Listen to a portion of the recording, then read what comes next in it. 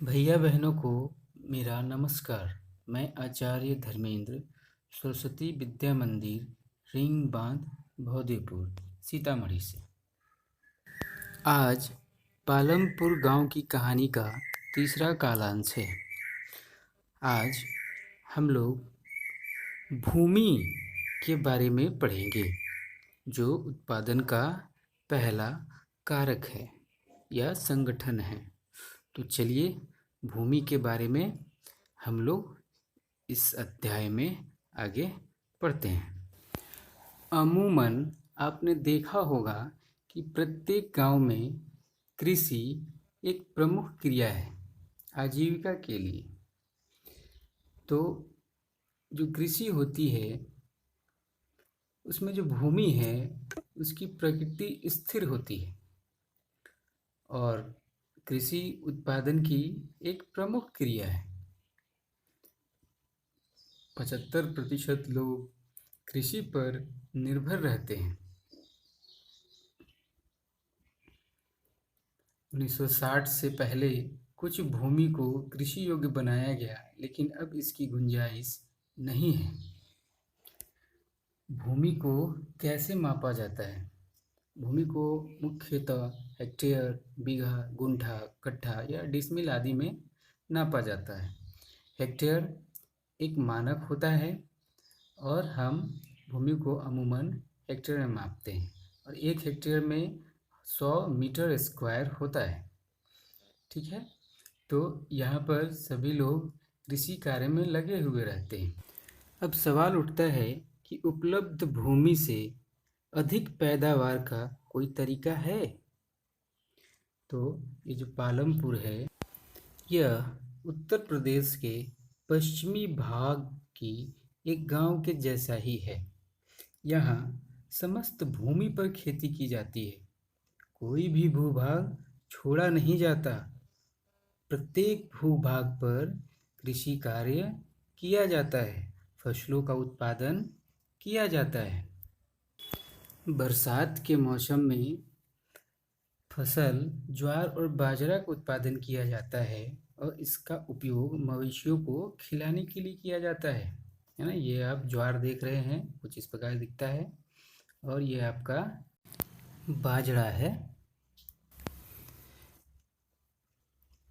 अक्टूबर दिसंबर में आलू की खेती की जाती है। सर्दी के मौसम में यानी जो रबी होता है उसमें गेहूँ बोया जाता है और उस गेहूँ को रायगंज की मंडी में बेचा जाता है। परिवार अपनी ज़रूरत का अनाज यानी कि गेहूँ को रख लेते हैं, पूरे साल भर जितना खा सके, और उसके बाद जितना अधिक के अनाज होता है उसको रायगंज की मंडी में ले जा कर के बेच देते हैं और जो धन होता है उसको बैंकों में जमा करते हैं ताकि अगली फसल में वो काम आए। ठीक है जी।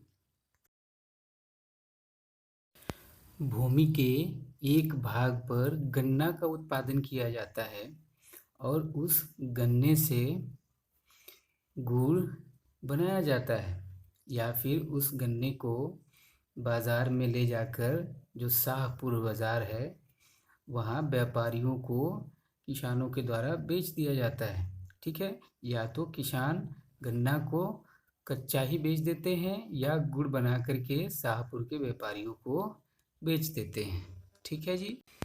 तो पालमपुर के जो किसान हैं, एक साल में मैक्सिमम किसान कम से कम 2 फसल का उत्पादन करते हैं और कुछ उनमें से 3 फसल का उत्पादन करते हैं और तीसरे फसल के रूप में आलू पैदा करते हैं।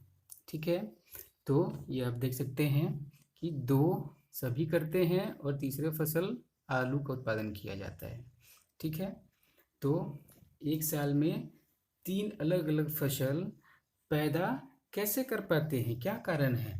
तो आपको पता है कि पालमपुर में सिंचाई की सुविधा है और वहाँ बिजली काफ़ी जल्दी आ गई थी बनिस्पत और गाँवों के। ठीक है, तो यहाँ पर आप देखिए ये सिंचाई की सुविधा है और ये बिजली यहाँ उपलब्ध है, इसीलिए किसान उत्पादन कर पाते हैं, सालों भर खेती कर पाते हैं। पहले गांव में जो रहट होता था, यानी कि जो कुएँ होते थे, उससे सिंचाई होती थी। फिर सरकारी नलकूप से सिंचाई की जाने लगी।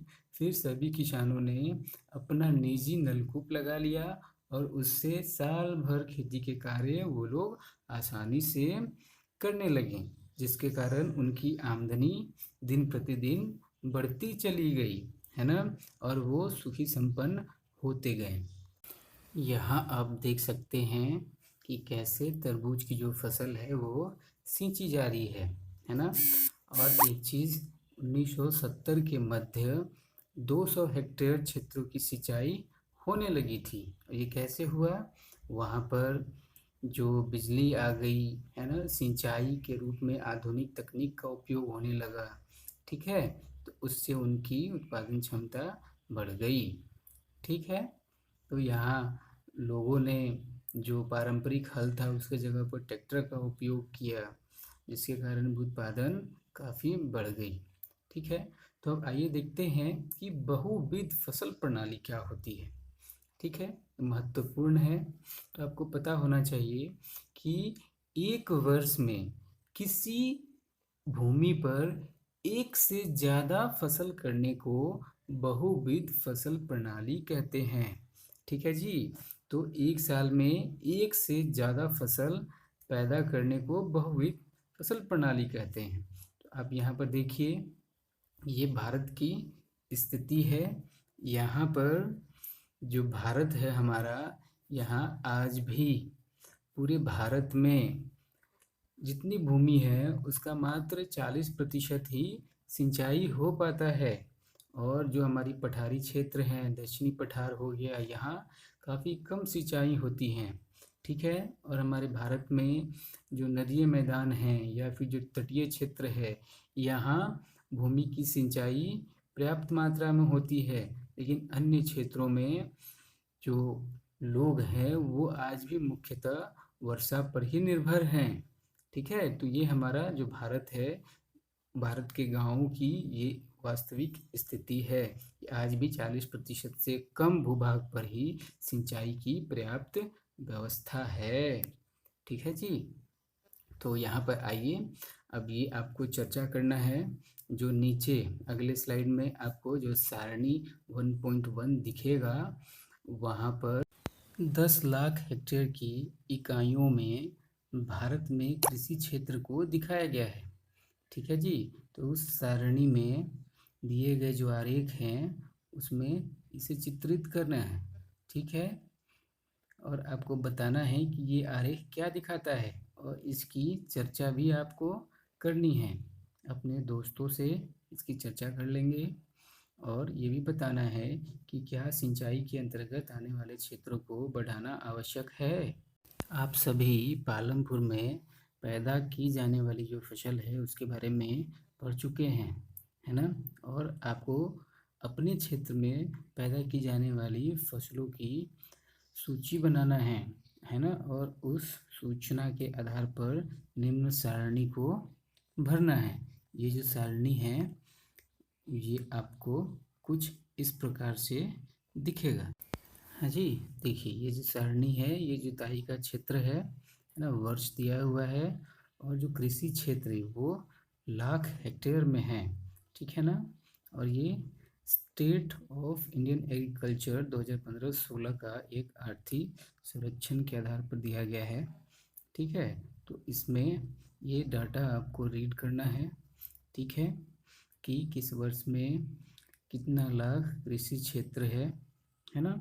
और ये जो कृषि क्षेत्र है ये जुताई का है, ठीक है? तो इसका अध्ययन करना है और आपको इसके बेसिस पे ये जो आरेख हमारा है इस को आपको अपने कॉपी पर अपने नोटबुक में इसे बनाना है, ठीक है जी?